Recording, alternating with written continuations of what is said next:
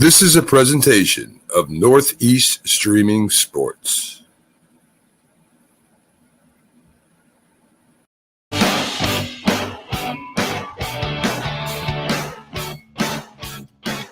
morning, everybody. This is Keith Engel, and you are watching Start It Up on NorthEast Streaming Sports. And I'm joined again today by Jamie Paggs, the Phillies sports guy. Good morning, Jamie. How are you? Good morning, Keith. I'm doing wonderfully. You're probably excited with the Phillies, as we'll touch on in a little bit, with an exciting win over the Braves yesterday. Interesting day in Major League Baseball. Not a lot of games, but the leaders had a tough go of it, some of them. So we'll touch on the scoreboard and talk about the standings a little bit. I want to say congratulations, and I'll get that out to the Hall of Famers, and we'll get some other news around Major League Baseball, the NHL, the NFL. Camps are opening. So stuff's starting to happen here as we move through the dog days of summer. And hopefully we all survive them, because this country seems to be like about 115 degrees everywhere you go. A little cooler here today, by the way, so a little refreshing. Well, that's because it rained yesterday for you, right? Yeah, we had some good storms come through, and actually I have a window open today for the first time in like a week, so thank God. Well, we did not get any of that rain, so it's still hot. All right. Well, hopefully it's coming south, we hope. So you guys will get it soon. Let's jump in. Let's take a quick look at the scoreboard. As I said, not a lot of games, but we'll go through the scoreboard here.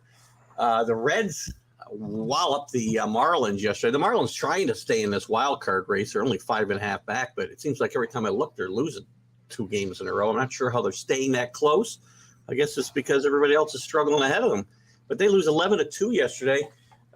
Jonathan India hits his first career grand slam for the Reds, and they went 11-2. And they're not going anywhere, but they're fighting hard as they go along. As we said earlier, the Phillies with an exciting win and a comeback victory over the Braves, who they're trying to keep pace with in the National League East. They went 6-4.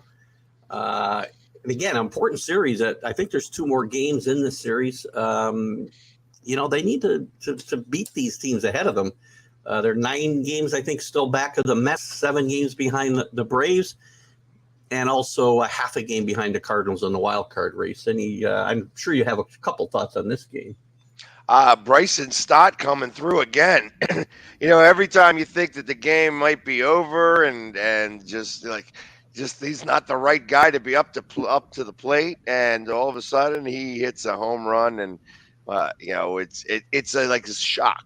It's because you don't expect it to happen, and It does happen, and then it's, whoa, how about that? So kudos to him. That's his second game-winning home run, although this one was not a walk-off. This was in the 8th.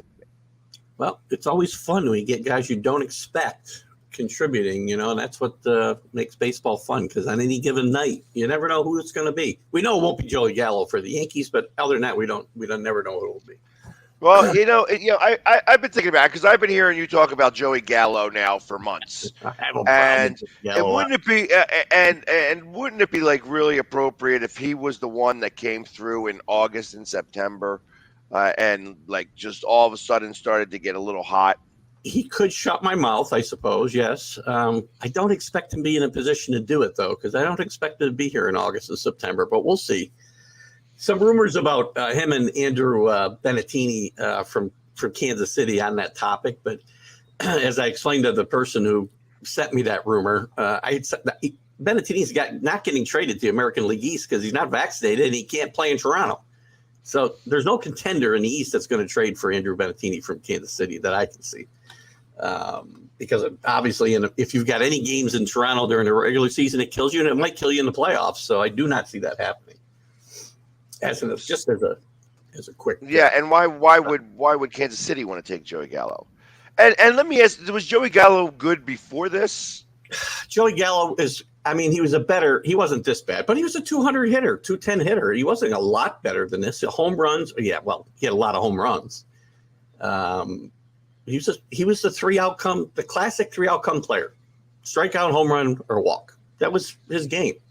So if you love baseball today, you love Joey Gallo, except right now he's really only got like 2 outcomes most of the time, strikeout or walk.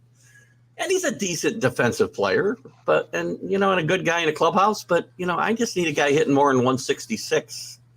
Well, and my other question, my caveat to that is that I like, well, I mean, why did they trade for him in the first place? I mean, did they think he was better than he is? And you know, if he's such a pleasure to have in the clubhouse, Yeah, and everybody's afraid that things might change, and he's getting paid a tremendous amount of money, I assume, right? He's like the absolutely. Schwarber. He's getting Schwarber type money. I would say yes. He's a free agent after this year too, by the way. So whoever takes him, it's going to be short term.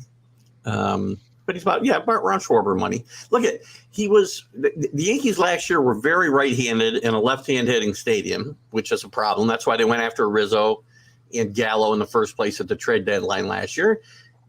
I didn't like that part of the trade just because I knew Joey Gallo's history and the strikeouts. It's either it was all or bust. Not unlike a lot of guys in the game today, but I just never liked the trade. I love the Rizzo trade because he brings intangibles to in a leadership role that Gallo doesn't, in my mind. So again, it's just been a bust. And on top of it all, as I hear from my Ranger fan all the time, the prospects the Yankees traded, which we thought were all middling prospects, some of them are helping the Rangers now and will in the future because they're all almost major league ready. Some of them are in the majors now. And, this could be a trade that haunts the Yankees for a lot of years. We'll see. Well, and my last question on this before we move on, is it the fact that he's in New York that's the problem? It's entirely possible. New York's like no other. I shouldn't say like no other place. Philly's got it. Every place has got its picadillos, big cities, right?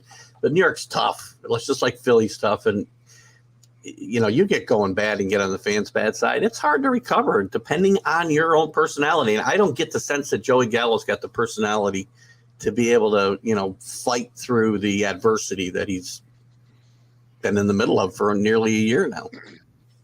So okay. He may go somewhere and thrive, and start hitting home runs again. I don't see it, whether it's ever going to happen here. Look at Matt Carpenter in a third of the at-bats has better numbers, RBIs, home runs, almost as many hits, more doubles than Joey Gallo has in a third of the at-bats. That's all you need to know about Joey Gallo's performance. So, anyway, that's my Joey Gallo meltdown for the day. Thank you, Pegs. I guess I brought it upon myself. So, but hey, listen, I'm so used to hearing about Joey Gallo, and I love it when somebody's crying about the Yankees. Yes, thank you. It's me. That's my biggest gripe. It's hard to gripe when you played as well as the Yankees have, but they can be better. And I worry about the postseason, as I keep saying. This is all wonderful, but the postseason comes. The holes in Joey Gallo and Aaron Hicks bats are going to hurt the Yankees. All right, we'll see. It's over there. Back to the scoreboard. The scrappy Orioles remain 3.5 back in a wild card. They win 6-1 over the Rays, who still have a wild card wrapped up. They got a 4-run fifth inning in this game, and they win it, as I said, 5-1. Good grief, my glasses are terrible this time of day. 5-1 over the Rays. The Red Sox trying to right their ship. They're on the outside of the playoffs looking in right now. They went 3-1 over the Guardians, who are really tied with the Red Sox right now in this wild card race. 3 games, I believe, behind the Mariners. The Padres starting to reel. They're falling double digits, 11.5, I believe, behind the Dodgers now after a 12-4 loss to the Tigers. So some bad teams beat some pretty good teams yesterday, as we said. Let's get down here. I shouldn't have said what I said because now I've got to skip to the bottom. The Nationals beat the Dodgers 4-1 yesterday in LA.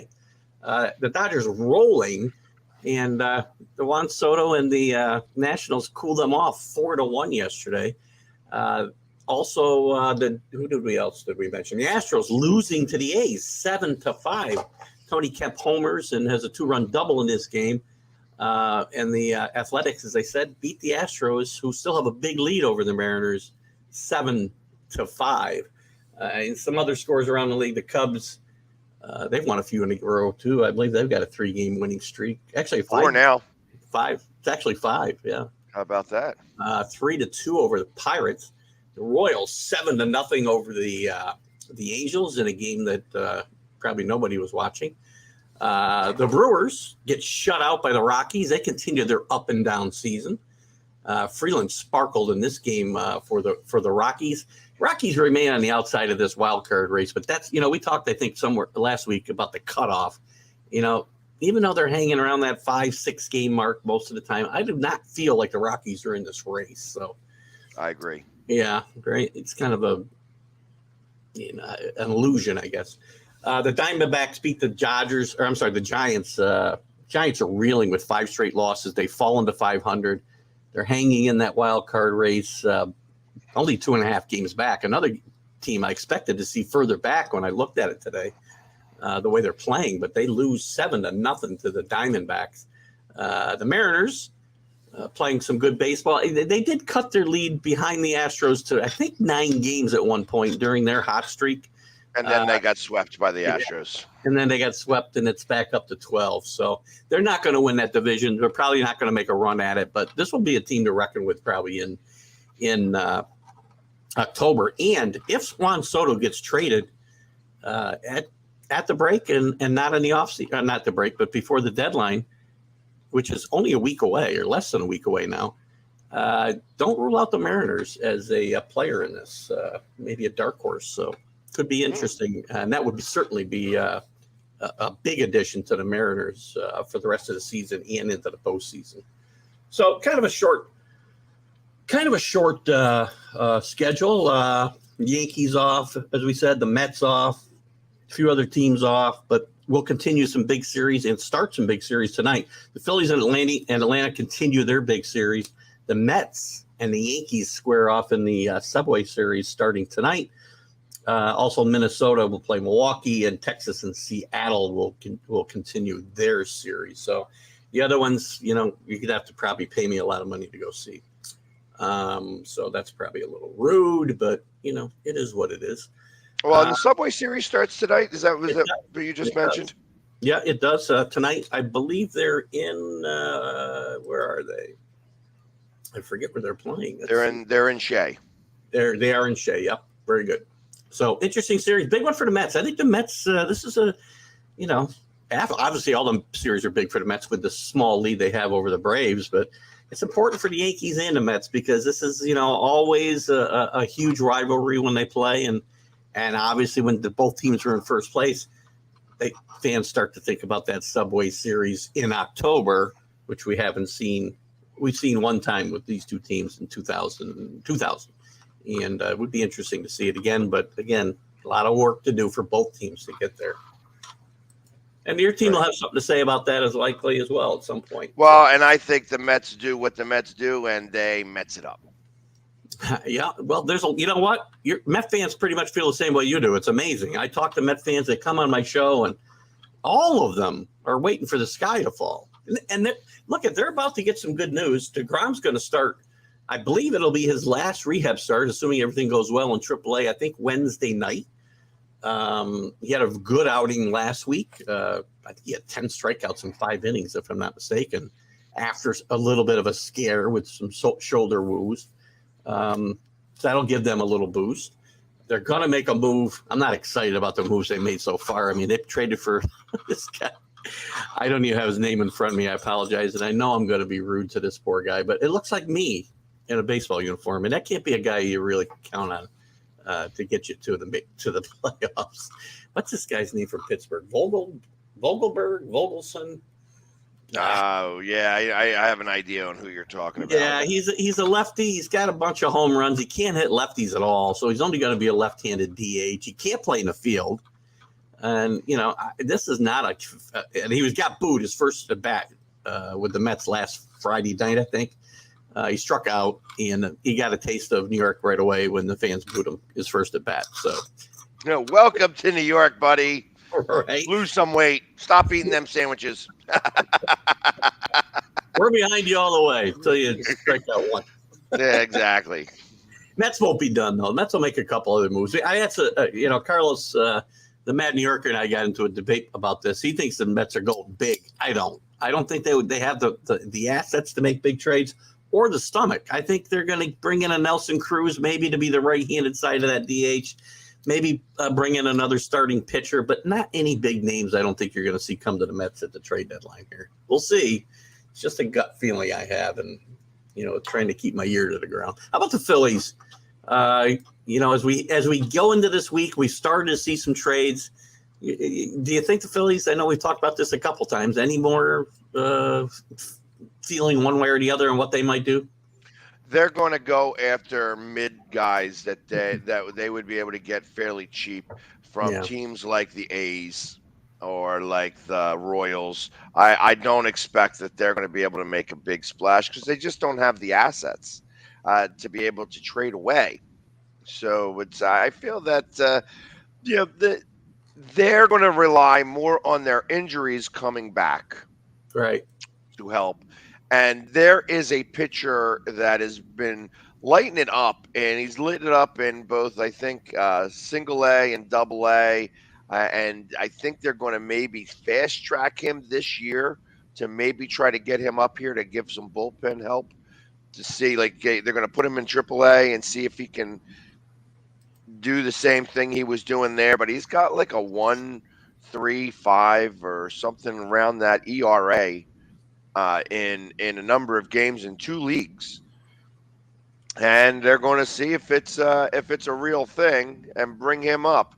I like that they are being a little bit more aggressive with some of their talent in the minors, rather than letting them sitting there until they can't do it anymore and get frustrated with baseball in general, and then they bring them up and then they're not worth it anymore.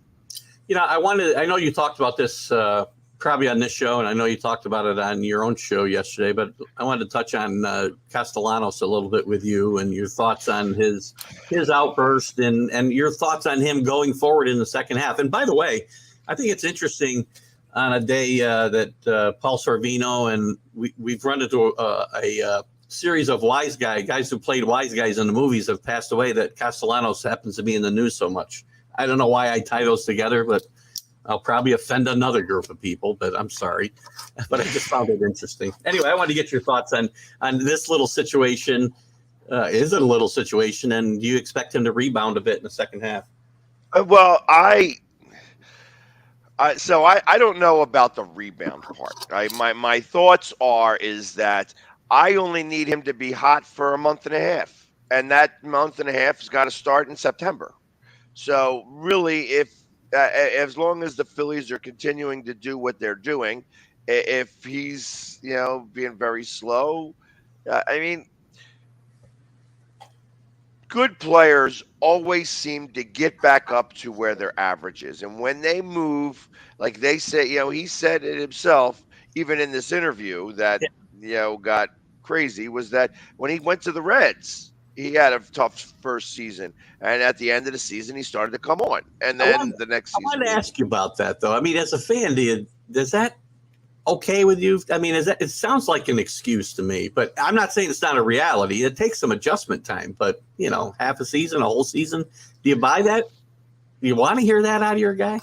Well, like I said, I don't care as long as he starts to fix it and gets better at the right time. Like I said, all he's got to do is have a good month, and everything is forgotten about. Yeah. You have a good month in September. Well, what happened in August and July and June?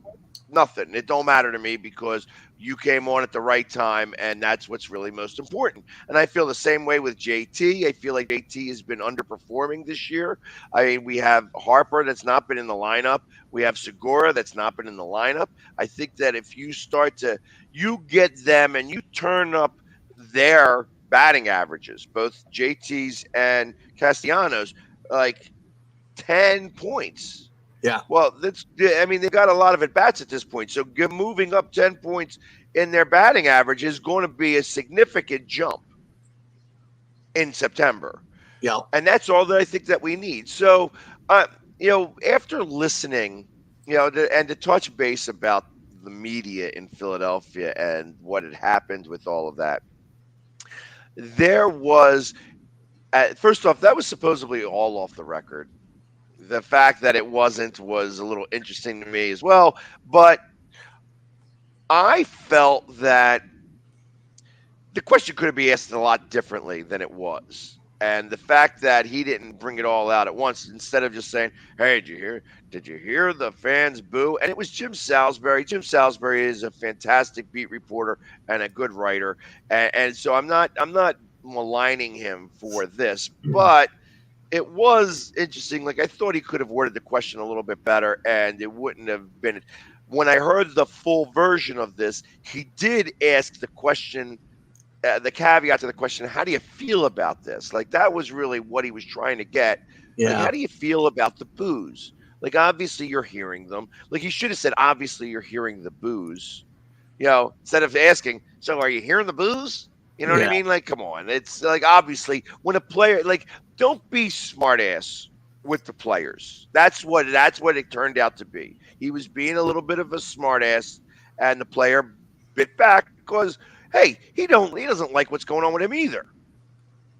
Of And course you it do. and then of course it made national news Yeah. because anything in Philly, anytime something in Philly happens where somebody gets a little upset, uh, it's bigger than life. Snowballs came out and Santa was on the field. Some similarities and parallels here to the Gallo situation that we talked about. Going to a tough, it's a different city, Philadelphia, than Cincinnati, obviously, right? Similar to Arlington and New York City. So there's some similarities there. And with that said, I would trade you Joey Gallo for Castellanos straight up right now. Yeah, and yeah, why don't you just give me Chapman while you're at it? Yeah, if you want him, he's yours. Yeah, that's what I'm saying. Yeah, I that ain't happening. Gosh, a couple other quick notes in Major League Baseball. The Major League Baseball Players Union rejected the the league's proposal for an international draft again, which leaves the qualifying offer system in place for now. They've been arguing over this now for a couple of years. It was part of the lockout issues and the one that didn't get resolved before they settled that.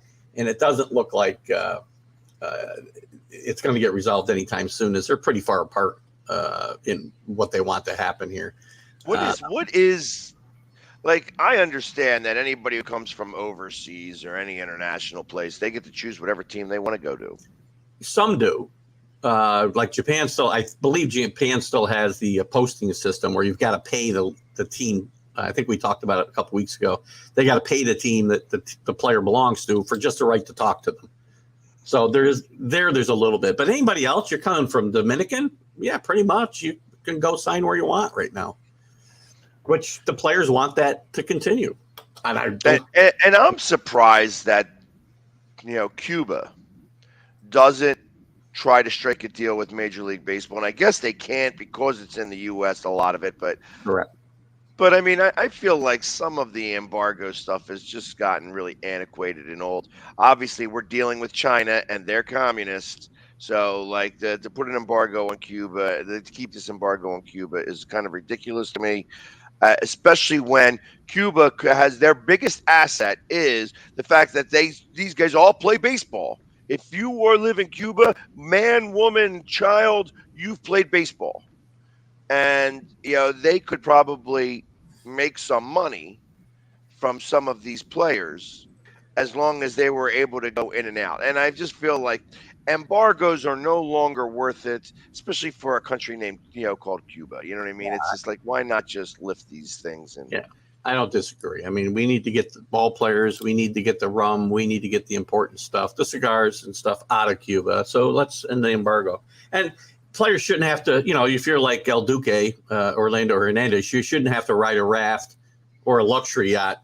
There's somewhere in between. He probably came over here. I love that story about he came over on a raft, but it wasn't really a raft. It was more like a luxury yacht, but right. Details shouldn't get in the way of a good story, right? Well, and not only that, I mean, I tell you what their biggest money maker is going to be once they stop this embargo. What's that? Importing the cars. Those cars are they're going to make tons of money on the cars that are still from the 1950s. Oh gosh, right. They're going to have 850,000 miles on them, but they wound up having to buy all the old parts to these cars because they can't get any other cars in there. Yeah, they could remake The Godfather 2, which a lot of it took place in Cuba, and you wouldn't have to really change much because it looks the same exactly as when they filmed it in 1972 or whatever it was. So. It kind of looks like Miami would look if they actually gave it a coat of paint. Because I feel like Miami has let itself go a little bit, and if you go down there, it just looks like the city needs a coat of paint. That's I'm not trying to talk bad about Miami because I do have some family and friends that live down that area, but it's just it's not the way it used to be. It's lost its No, you have sizzle. South Beach. You have South Beach, and you have the rest of Miami in my mind, right? And there's some scary areas. Where the Orange Bowl used to be. I don't know if you ever went to the Orange Bowl, but I went to some Patriot Dolphin games there back in the 80s. I was afraid for my life. I mean, that was the worst part of town. The best thing they ever did was get out of the Orange Bowl. So, anyway, everybody does think Miami's this great destination place. Yeah, it's great if you can afford South Beach. Other than that, well, yeah, and I tell you, I'm me being somebody who likes a cocktail every once in a while, I don't like going to South Beach to drink. They give you a little plastic cup for $16. I ain't interested. Right? The booze costs the same amount of money, up here as it does down there. In fact, it's probably cheaper down there because it's closer to get some of that booze. And you're not going to give me a little plastic cup. You can't even go in a glass. I can tell you the taxes are lower on that stuff there. So I guarantee you the overhead is much cheaper for places in Florida than it is in New York. So right. I agree with you there. Quick shout out to the Hall of Fame inductees from this past weekend. I like a lot of these guys. I'm not overexcited about necessarily their Hall of Fame credentials, but all of them were good ball players. And kudos to them. It's not, their fault, but it's become kind of the Hall of Very Good. Jim Cock gets in, classy guy. Bud Fowler, an old timer, gets in. Minnie Minoso, a really old timer, played in 5 decades, and one of the first Latin American players to get into Major League Baseball after the color barrier was broken, which is one of his claim to fame. He's a good ball player, but again, Hall of Fame worthy. Tony Oliva, if he played an entire career, would have been one of the greats, but his knees gave out, and in a short time, he had some great seasons, but so did Don Mattingly, not even close to getting in the Hall of Fame. So Gil Hodges, longtime Dodger and longtime favorite of the people who think he's been unjustly kept out of the Hall of Fame. He gets in the old timers ballot, and so does Buck O'Neil, which Buck O'Neil, what I would say, is actually certainly worthy of this from the Negro Leagues performances that he had, and great ambassador for baseball right up until he passed away. Gosh, I think in his late 90s. And lastly, David Ortiz, who was a very polarizing figure in this, because to me, David Ortiz's numbers you can't argue with. But if David Ortiz is in the Hall of Fame, so does Barry Bonds have to be there. Roger Clemens has to be there, and some of the other guys that we talk about during this steroid era. So we'll see whether this opens up, the opportunities for those guys or not going forward. And to me, you should put them in, Pags, and just put an asterisk, or not an asterisk, but just tell the whole story. Pete Rose, same thing. Pete Rose, great player, all-time hit leader, bet on baseball and banned for life. And that's it. So it's interesting because Pete Rose is going to be part of the ceremonies on August 7th in Philadelphia, was they honor the 1980 World Series team, and they got permission from Major League Baseball to allow Pete Rose to come, and so it's going to be a fairly big deal here on August 7th. Hopefully, I can get back in time from Canton, Ohio, to go to that game, because obviously it's happening right during the same time, where it's like I got to race back here to make sure that I can get my face paint on to get out there and hopefully get a picture with Pete. I'm sure he'd love to see me with all the face paint. That all being said, I'm wondering, because obviously that'd be an interesting altercation. Get that on film. Oh, I will. That I would absolutely do so. Or video. Sorry, I just dated myself there. Film. But I wonder, like, obviously they're waiting for Pete Rose to die, and I feel like that the year he's dead, they'll put him in the Hall of Fame posthumously. And I feel that once that happens, they're not going to have the opportunity. Everybody else is going to make it into the Hall of Fame, and they Yeah. might as well just do it all in 1 year. I mean, realistically, you should have McGuire, Bonds. I mean, Sammy Sosa, even. You know what I mean? All of those guys could all go in 1 year, knock it out, get it done, put them all in there, and make it one big deal, and then you can just get past it. I feel like baseball, and first off, the Hall of Fame, Baseball Hall of Fame is not the MLB Hall of Fame. It That's should correct. be its own entity. The Mhm. fact that these writers are holding these players hostage, it's, there's a reason why people don't like the media a lot of the time, and I Agreed. feel like this is a part of it. So they need to just get up off their high horse, let these guys in, put them in there. You don't need to make a new wing, be like, hey, this is the steroid era, because I tell you, they saved baseball at a time when baseball needed saving. That's a great point. It's a great point. And you know what? They are hypocritical. You can't put a guy like David Ortiz in with his rumored past, or not rumored in some instances, and allow not allow these other guys to get in as well. And again, I don't condone what they did. I say let them in, tell their own story, because that whole era is, you can't, if they can't get in, nobody from that era can get in, because we don't know who did it and who didn't. We just Right. don't. In fact, I remember, I absolutely remember in '93 when somebody asked Lenny Dykstra, how is it that you guys are doing the things that you're doing? And he said it right into the camera, right on the news. It's really good vitamins. Yeah. He wasn't lying. Yeah. Too funny. One last quick story I have in baseball. We'll take a quick break and we'll get to some other news.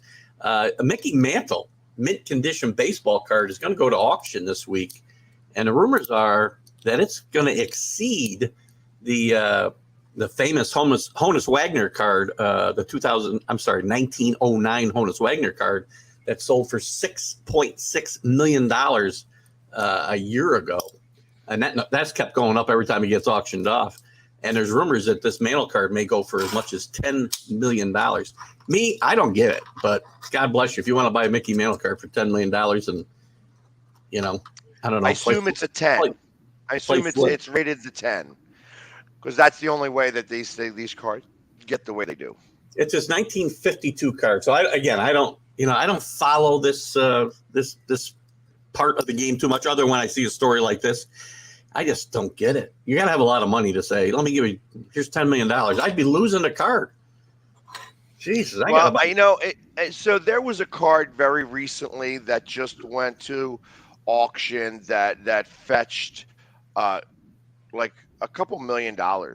And just so happens that I have one of those cards.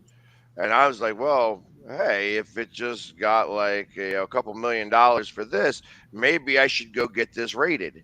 And the truth of the matter is that you could pay for the rating. If I had $1,200 to send to Beckett's and get the glass and put it in the glass and have them do that and do all those things where they would break it open and give me the 10 rating, like that's what you got to do. You got to pay for the 10 rating. That's all it is, and. Okay, and then I could just turn around and auction that off and hopefully get the same amount of money they did. But they don't want to give out that many 10s. When I was a kid, nobody talked about this stuff in the 60s and 70s. I must have had 10,000 baseball cards that just disappeared over the years. I probably lost them all, in the flip game. I don't know if you're old enough to play flip game or in the spokes of your bike. Oh, the spokes of my bike, correct. And who knows? I probably had a freaking Mickey Mantle card worth $5 million in the spokes of my bike, probably. Right. So who knew? A little bit of mud on it won't hurt anything. Who knew? I probably financed a lot of college educations and retirements with the cards that I gave away over the years. So anyway, understood. Let's take a quick break. We'll take a look at the Dream Ride experience, which Northeast Streaming Sports is a big sponsor of this year, and we'll be there. Philly sports guy will be there with his doing some TikToks, and you can actually book some cameo time with the Philly sports guy that day too, which we'll talk about as we lead up to that. But let's take a quick look at these quick messages, and we'll be right back. The Hometown Foundation is excited to bring back the Dream Ride experience, August 26th to the 28th at Connecticut's Farmington Polo Club. Join us in celebrating the accomplishments of our Dream Riders while enjoying live music, a car and motorcycle show, family fun zone, pet adoptions, canine demonstrations, the Fireman's Chili Cook-Off, and much, much more. Get your tickets today. I mean, you can see right now, without LeBron, Lakers are struggling. Let me tell you about a team I hate, all right? I know the Dallas Cowboy fan is here, so I had to make sure he knew how much I hate this team. I'm ready. I've often said that the people who run baseball, they try very hard to ruin it. I'm from Brooklyn. I don't have a problem saying it to his face. Oh, Brooklyn. Hey, get it each.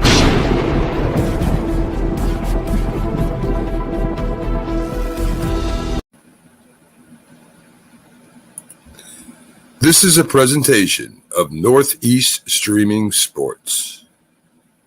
And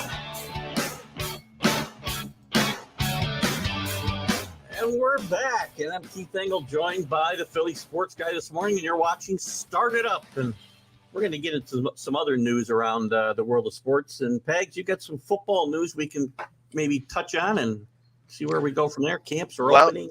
Yeah, today is the day where if you haven't been opened yet, you come on in. Everybody gets into camp.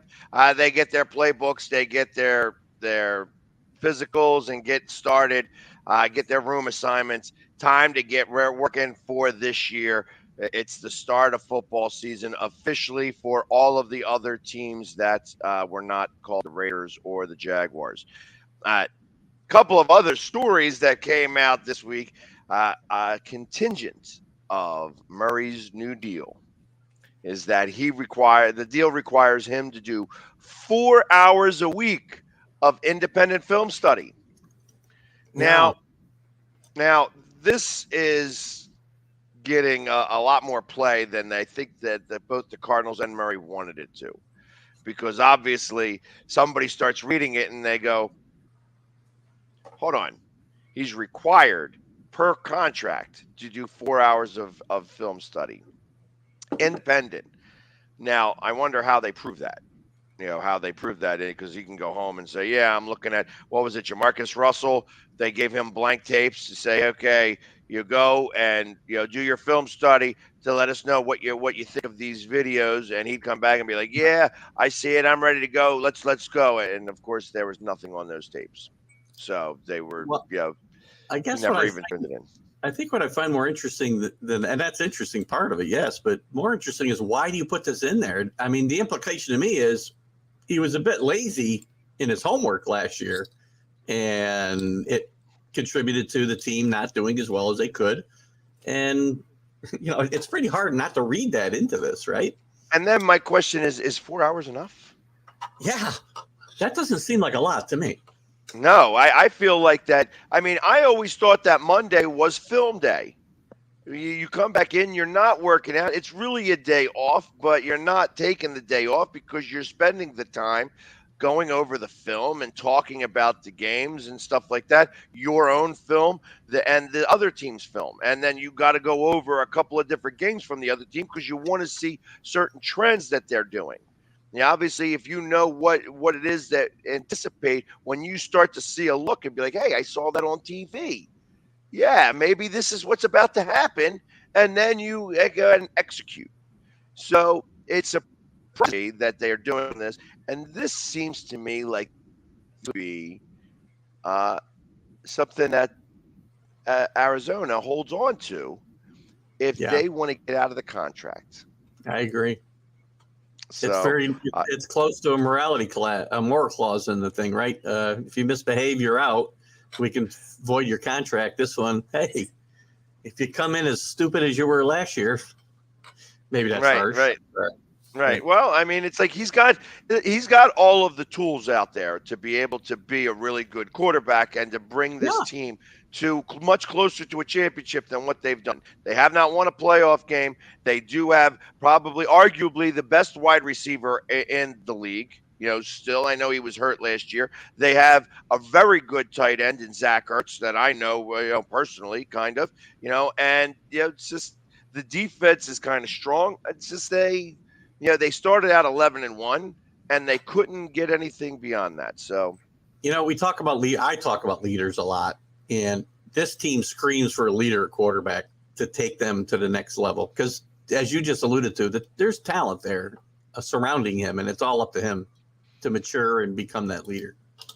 So, moving on because again, whiny quarterbacks are not really things I want to talk about. The Packers extend Matt LaFleur.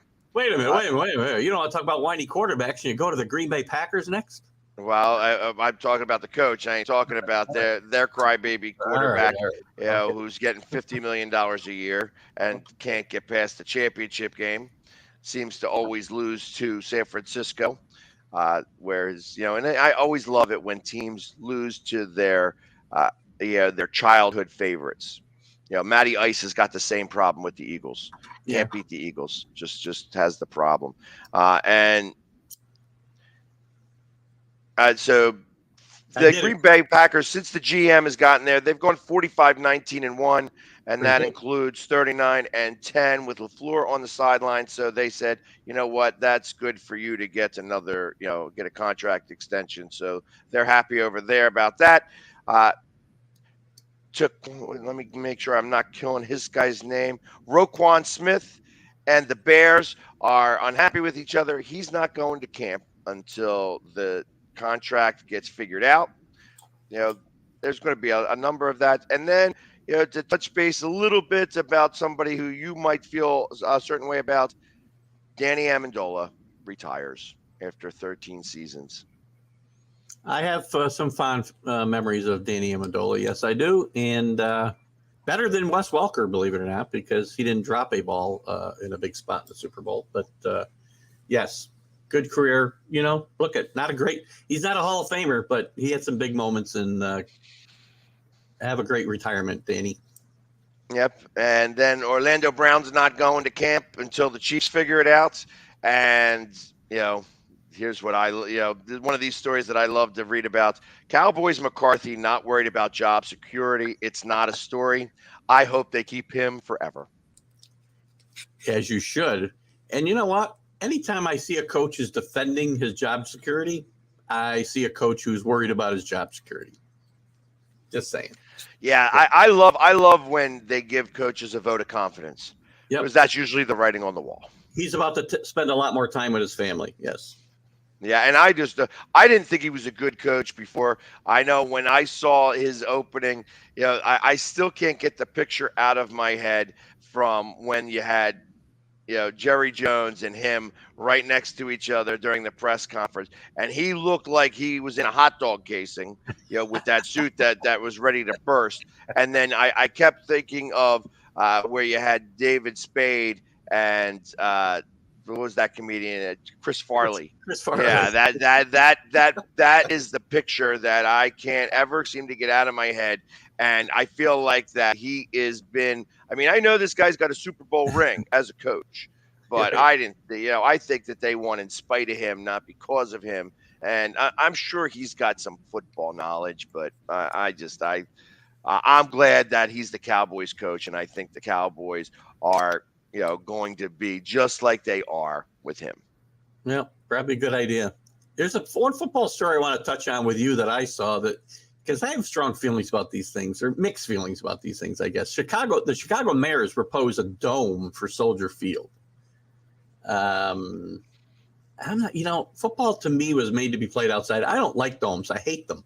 They wanted to build one in Foxborough, and I said, I hope they don't. I understand you get Super Bowls in the Northeast. You might get a Super Bowl in Chicago if you put a dome on the stadium, but is it worth that to take away the tradition of football? I feel like it should be played in the elements, and you take away, part of your home field advantage late in the season when it's cold and windy in Chicago.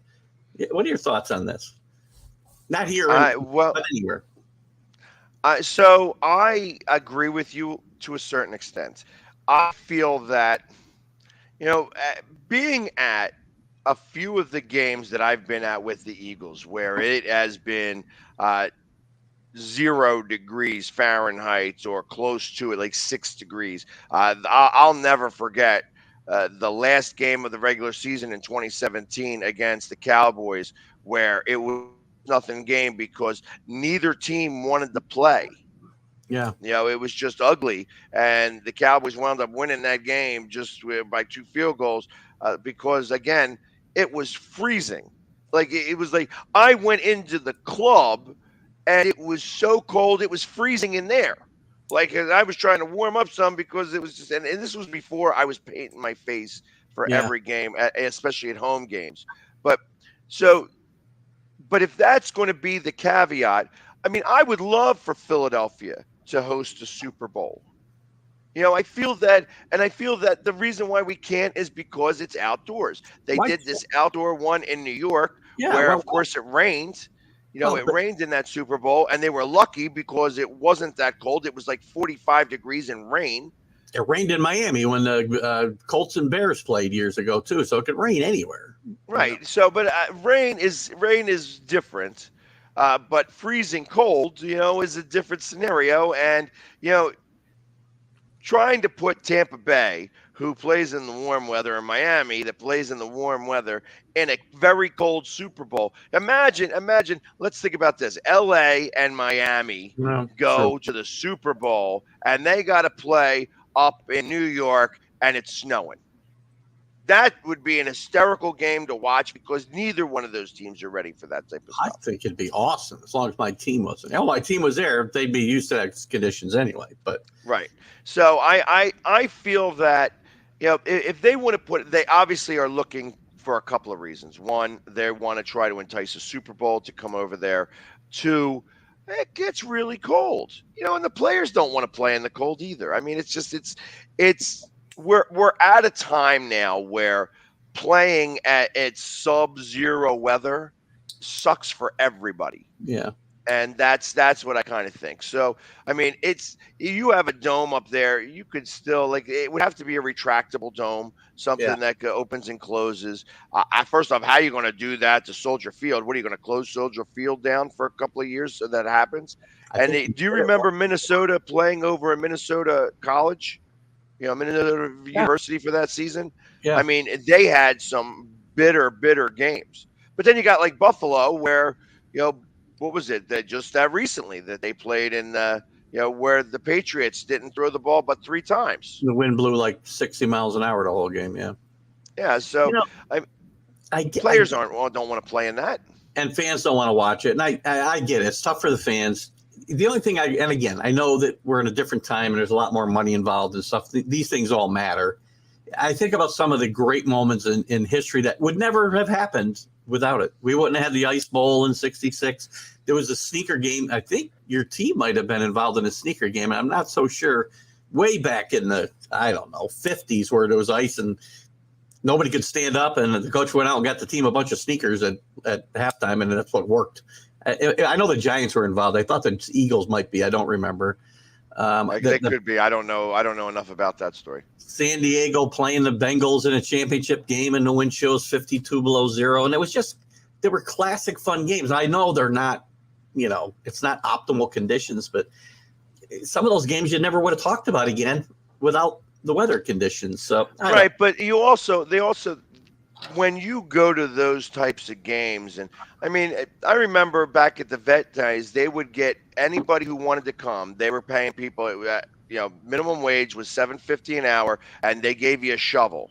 They didn't give you gloves or anything though. And there was one guy who lost all of his fingers from frostbite because trying to make $7.50 an hour, and he wound up the Eagles wound up getting sued and having to pay a little bit, even though they had releases saying, hey, we're paying you $7.50 an hour just to shovel some snow, and if anything happens to you, tough.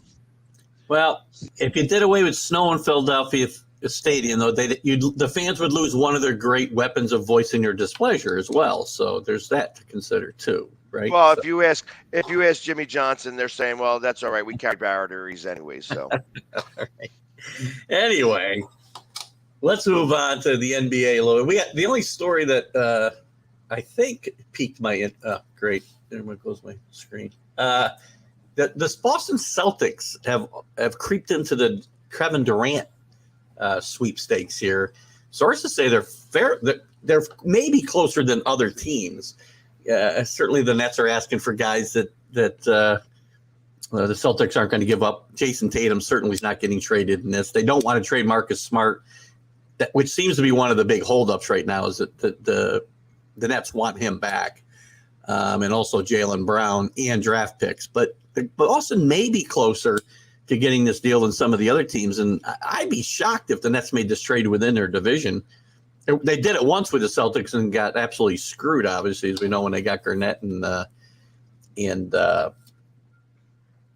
Paul Pierce, and they were, their games were done. But you see this happening at all? Possibly, probably more than likely, because I think that they're just unhappy. And do you really want to have this of what this could carry going into the season? I still think that does not get done. They're going to want more back in those draft picks, and I don't know why the Celtics wouldn't want to give them the draft picks, because ultimately, the Celtics are kind of set to be good for a number of years. So giving 4 first-round picks or 5 first-round picks, maybe that 5th year is going to start to be a little bit of an issue, because you're not able to replenish the coffers there with younger talent. But ultimately, it's, I don't know. I don't think Durant goes anywhere. No, I know you said that. I just don't know how he can come back. When you get these points, it's very difficult to bring these players back. But we'll see. They may have to keep him, because they're not going to get what the ultimate price that they're holding out for. And I said that all along. They were not going to get fair value for Kevin Durant. So we'll see. They mentioned Jaylen Brown in the mix now, which probably entices them a little bit more. And obviously, since Curry called out Simmons and said, "Hey, are you coming to play there, big guy?" And we're going to see if he actually comes to play, or if he's going to be complaining that that fishing boat accident that just tweaked his back, and he just can't seem to do it anymore. Yeah, it might be a year or so. He's got to rest that up. I'm not sure. So, and how about that? I heard a little bit of a rumor that the Knicks are in the Russell Westbrook, possibility. What are your thoughts? Only one word comes into my mind. Why? This team does not need Russell Westbrook. At this point in his career, I don't think that helps this team at all. Short term, long term, one day, I just don't see how it helps. I tell you, I would love that. I would love that, because I tell you, I know firsthand how soft Russell Westbrook is. Yeah. I got to Russell Westbrook when he was in Washington, and I've told this story before. He just could not handle it. He given me dirty eye and look, and that was when only 1,500 people were in the arena, and they heard me across the entire arena, the entire game, not sitting down, not shutting up, doing the Darryl chant for Russell. When he had to shoot a foul shot, he had to look directly at me. He just had such a walking off the court all dejected, and then the kid threw the popcorn on him, and that's what got the story. I remember that story. Well, there's a couple other things the NBA that'll hold till another day. So what do you got? What do you got elsewhere? NHL? Anything you want to chat about there? I didn't even really look at the NHL, because there's a couple of players that still haven't done. I mentioned it yesterday about how there's still a couple of free agents that haven't re-signed. There's not really any stories that really make up, other than the fact that the Flames are just, I feel like right now the Flames are ready to tank, because they had to give away a couple of their best players, and now what do they have when you look behind you? You just had 2 players sign, one you traded, another one that just left. You signed for a total of $19 million a year, and you're left with really ultimately nothing. Yeah. So I feel bad for these types of franchises. I mean, the reason why Calgary, I mean, who would want to really be in Calgary? It's on the West Coast. It's cold there. It's kind of like Seattle, except it's a lot colder and it's snow instead of rain. So I gotta imagine that gets on you after a little while. But there's a reason why they have a hockey team up there. Some people like it, and they do actually have a Stanley Cup in their coffers. We'll see if they can actually come up, and I just hope they don't get blessed with the very first pick in the draft, because obviously Chicago's going to be tanking for the same thing. I feel like the Flyers are about to do the same thing, and there is a guy coming out this year in the draft who's supposed to be one of those generational talents, like a Connor McDavid. So we'll see if who wins that sweepstakes, but there's going to be a lot of bad hockey leading to that. Yeah, that's the problem there. Any other news stories that pique your interest before? I got a couple if you don't. If not. Well, no, why don't you go, Bouts? Because the only thing I really wanted to talk about, I was still watching the track and field championships and some of the things that I kind of saw from that. But beyond that, it's, that's not really newsworthy stuff. Okay, well, we can always throw those in anytime. A couple of things in golf real quick. Sergio Garcia becomes one of the first guys to back out of the LIV Golf Invitational Series. He's changed his mind, decided to stay on the European tour. He did not resign or turn in his card.